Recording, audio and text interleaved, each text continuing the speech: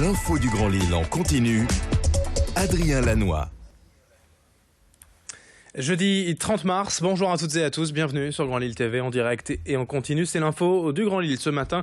Il est 7h15 et voici d'abord vos prévisions météo. Une superbe journée ensoleillée et presque une journée d'été. Un ciel parfois quelque peu voilé mais sans conséquence. Le soleil dominera généreusement cette journée avec des températures exceptionnelles. 10 degrés de plus que les valeurs de saison. On aura jusqu'à 22 degrés de prévu cet après-midi pour les maximales. On en reparle bien sûr juste après ce journal avec les prévisions complètes de Météo Service.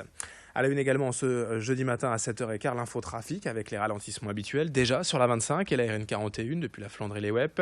Sur l'autoroute Paris-Lille, la 1 également ralentie jusqu'à Seclin. Soyez prudents et patients au volant. L'infotrafic revient dans 8 minutes après ce journal. Tout d'abord, dans l'actualité du Grand Lille, l'arrivée du printemps nous fait donc profiter de belles journées ensoleillées comme aujourd'hui, mais signe aussi le retour des pollens et des allergies pour les personnes sensibles. Dans la région, le Boulot est le premier à se signaler et sa concentration dans l'air est en hausse ces jours-ci, notamment à cause du beau temps et du vent. À Lille, sur le toit de l'hôpital Calmette, un capteur relève chaque semaine le taux de pollen dans l'atmosphère et les résultats sont publiés sur Internet.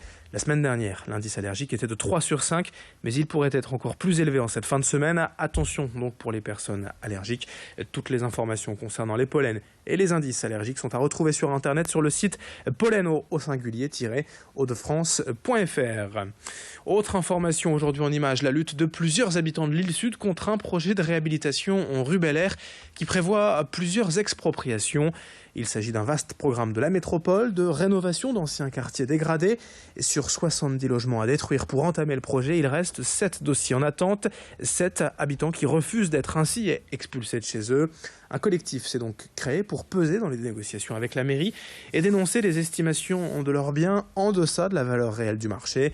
Parmi les riverains, il y a notamment Andrea Prince. Elle habite la rue Bel Air depuis 2003 dans une maison de plein pied qu'elle a entièrement réaménagée par rapport à son handicap. Brahim Moutaoukil, lui, est propriétaire dans cette rue depuis 10 ans. Tous deux refusent de partir et s'en expliquent au micro d'Idil Gunay. On n'est pas contre que, effectivement, demain, le quartier soit détruit et reconstruit. Mais je ne vois pas pourquoi on me demande à moi, qui était là dans les moments les plus difficiles, de le quitter quand il fera bon vivre. J'ai rien demandé à personne. Alors là, oui, on va se battre. À partir de lundi, on va faire du porte-à-porte. On va apporter les rues. On va aller voir tous les habitants des quartiers de l'île Sud pour leur dire que demain, c'est eux. Il n'y a que comme ça que la mairie elle va bouger. C'est qu'à un moment donné qu'elle va comprendre qu'aux élections 2020, c'est Martine Aubry, elle veut briguer un autre mandat, elle doit compter sur ses habitants. Et ce n'est pas en nous traitant comme ça que demain, elle pourra compter sur nous. Si on ne peut pas compter sur elle aujourd'hui, et donc oui, on va se battre parce qu'elle ne nous laisse pas le choix. Et de son côté, la mairie défend, elle, le projet de rénovation urbaine et assure que les négociations restent ouvertes et se feront jusqu'au bout en totale concertation, comme nous l'assure Mélissa Menet, adjointe en charge des dossiers à la mairie de Lille. À l'heure d'aujourd'hui, nous avançons dans le calendrier que nous nous étions fixés et les objectifs sont remplis à la fois pour les habitants mais aussi pour la ville. Il reste bien entendu d'autres négociations et conversations entre l'institution publique qui fixe le prix de vente des maisons concernées dans le périmètre, donc négociation qui se fait entre France Domaine et le propriétaire et cela se fait de particulier à France Domaine et la ville n'intervient pas dans ces situations. L'info en bref, dans ce journal, François Hollande en visite dans la région demain sur la Côte d'Opale. Précisément, le président de la République doit notamment visiter la fonderie Outreau Technologies avant de visiter le chantier d'extension de Nausicaa. Autre information, une journée de l'emploi à Falampin aujourd'hui. Une trentaine de stands d'entreprises et d'accompagnateurs seront accessibles à tous, ainsi que des ateliers pour réaliser des CV vidéo, mais aussi un job dating. Il est bien sûr conseillé de venir avec son CV. C'est aujourd'hui jusqu'à 17h30 à la salle des fêtes de Falampin, rue Jean-Baptiste Lebas. Et puis RTE recherche 23 alternants dans la région. La régie de transport d'électricité recrute pour des fonctions diverses de support au siège ou opérationnel. 23 postes ouverts pour la plupart donc dans la région, mais aussi dans la Marne et les Ardennes. Pour postuler, rendez-vous sur rte-france.com. On enchaîne avec ces images d'un grand projet de rénovation d'anciennes maisons minières en hôtel 4 étoiles face au musée du Louvre-Lens. 52 chambres aménagées dans d'anciens corons dont la façade sera également refaite tout en conservant tout de même l'esprit de maison de mineurs. Le bailleur social de la région des Hauts-de-France, Maison Cité et Hôtel Esprit de France sont associés dans ce projet visant plus globalement à réhabiliter tout le quartier du musée, le rendre plus attractif pour les visiteurs. Un restaurant et un bar accompagneront la création de l'hôtel, mais aussi un spa et une salle de fitness, le tout avec vue sur le musée et le parc attenant.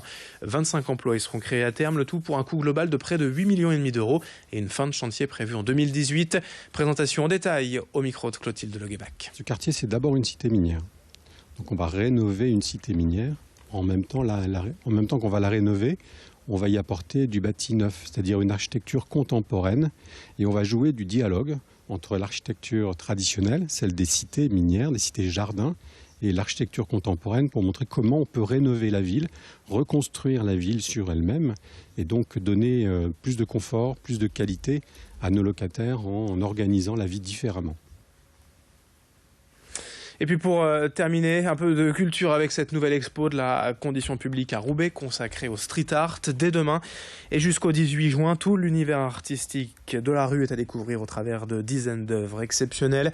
L'occasion de s'intéresser à cet art venu des États-Unis dans un parcours chronologique. L'expo part en effet des années 80 jusqu'à aujourd'hui avec des vidéos, des archives, mais aussi des œuvres originales et puis des œuvres réalisées spécialement pour la condition publique.